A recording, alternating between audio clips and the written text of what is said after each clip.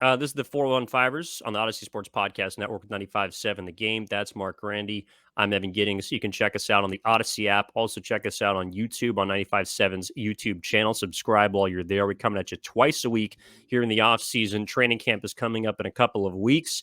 And then, of course, preseason, regular season, TBD on when we'll move to those 3 episodes per week, Mark. Who knows if we got some more content, some big topics to talk about. We maybe throw some extra episodes at you. Who's to say? But the last part of this episode, Mark, we do want to focus on the guy that I just mentioned, Brock Purdy. And as much as to me it is about what Brock Purdy is, which currently is a better quarterback than Trey Lance, you brought up something I thought was interesting, which is your kind of biggest concern about Brock Purdy as the starting quarterback.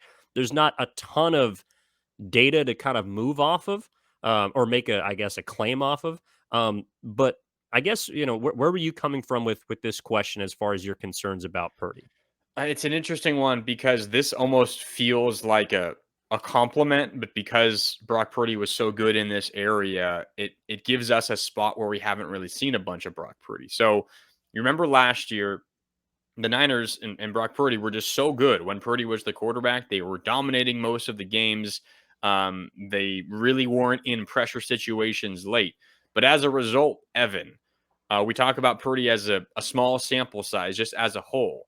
Where he has an incredibly small sample size is in kind of those clutch pressure big moments.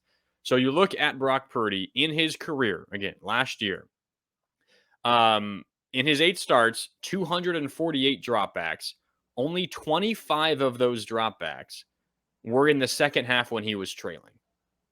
The results, 16 of 25 passing, about a 64% completion percentage, no touchdowns, and 2 interceptions. In second halves, trailing.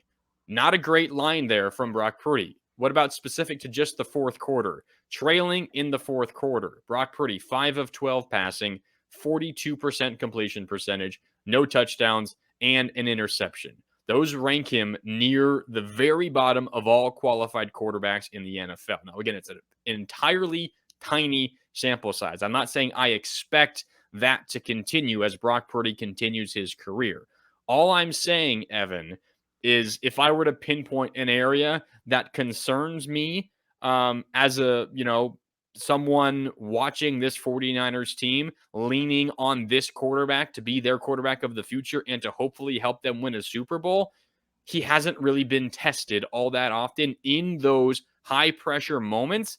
And when it rarely has happened, he hasn't been very effective, and very clearly not nearly as effective as he has been in all of the other moments. Now, again, you have to credit him because the team was ahead for so much of his time as the team's starting quarterback. But when they got behind, think back to the second half of the Raiders game. They ended up winning it. Yes, he made the plays, the few plays here or there. There were also great plays offensively and defensively elsewhere, but he hasn't had that kind of success yet from behind second half, fourth quarter position just yet. So if I had to think of one area that I'm a little concerned of with Brock Purdy, it is the fact that we just don't really know what kind of quarterback he is in those high pressure moments. That's something that I will be keeping a very keen eye on early this season, assuming he's healthy and playing, because we just simply haven't seen too much of it. That's valid. I also think that's a very comforting stat for Kyle Shanahan because I don't Yes. think he wants his quarterbacks to be playing from behind late in games. So the fact that Yes. it's only happened a few times is probably even more reason that he feels comfortable with him being his number one quarterback. And the fact that he was undefeated, like in all of those situations. To me, the biggest concern is, in a way, excuse me, kind of his biggest strength, or I guess the biggest separator from him to Jimmy Garoppolo. His ability to extend plays, it does give me a little bit of pause in that there were a few times this year, more than a few, there was, I guess, like a split second separating Brock Purdy from getting the ball off and being absolutely destroyed by an impending defensive lineman. And those to me are plays where, look, if one of Brock Purdy's strengths is his ability to survey the field and make those quick, instant decisions. And so maybe he'll never run into this problem. But I just have a little bit of concern about a 6 foot, 200-ish pound quarterback dancing around the pocket, trying to evade defenders, and not necessarily knowing when to get rid of the ball, because that's something that I didn't see a whole lot of and is not necessarily individual to him. I think rookie quarterbacks in general try to do too much, especially when you're on a team with as many playmakers as he has. You're always trying to get the ball into their hands and allow enough time for those guys to get open. But I just wonder if now this year, with an extra, 8 games of tape for people to look back on and say, what can we do to Brock Purdy? How can we make him uncomfortable? I do think if he continues to work and operate outside of the pocket, that he's going to put himself at risk. And what have the 49ers had trouble doing in recent years? Keeping their quarterback healthy. And to me, that's as much of a Kyle Shanahan thing as it is also maybe those specific quarterbacks. I just don't want to see Brock Purdy play into that even more. Yeah, no, I get that. And something you mentioned was obviously health of the quarterback room. Something that concerns me about Brock Purdy as well, it's the health of the running back room. You know how valuable the running back room is. Let's say, knock on wood, let's say Christian McCaffrey has an injury-plagued season and he misses a bunch of time. How does Brock Purdy and this 49ers offense, from a larger picture, how do they deal with that? You look back on what the 49ers did last year, and this comes from Warren Sharp on Twitter, a great football follow. Percent of runs, running back runs, that is, versus 7+ box defenders. So essentially, the defense is expecting run. They are playing the run. The 49ers led all of the NFL. 91.1% of their running back runs were against 7+ box defenders. Now, the 49ers still had a lot of success despite the fact that they were running against a stacked box. One of the best rushing teams in the NFL. A big part of that is, of course, Christian McCaffrey.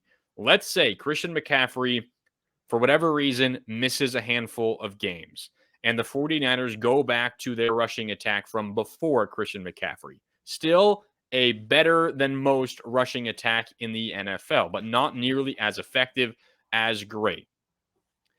The 49ers were not able to take advantage of throwing against stacked boxes. What does it tell you that defenses are willing to stack the box against the 49ers? They don't respect the quarterback enough to commit a bunch of defensive backs back to protect against the deep ball. The 49ers, whether it was Jimmy Garoppolo or Brock Purdy, haven't shown that consistently enough. So where I'm a little bit concerned, Evan, is say for whatever reason, if it's an injury, if it's just struggles, the 49ers run game loses a little bit of its luster. Not saying I expect it to. Shanahan is a wizard with drawing up run plays. But if it does, and defenses no longer need to stack the box as much as they have in the past, I'm a little fearful that it's going to severely limit the 49ers passing attack, which has always been predicated off of the run. And if they don't have that, where does this passing offense go? So I'm a little bit concerned how Purdy and the offense respond if they can't rely on the run game as much as they have in the past.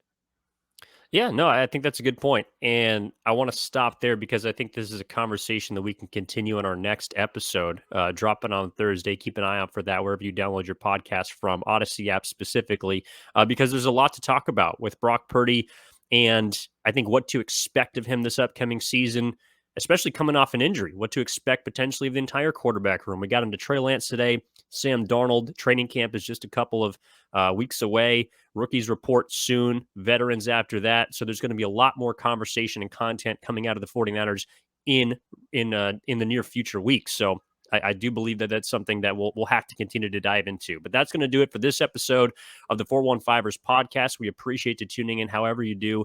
Marc Grandi, Evan Giddings, we appreciate you. We'll talk to you next time.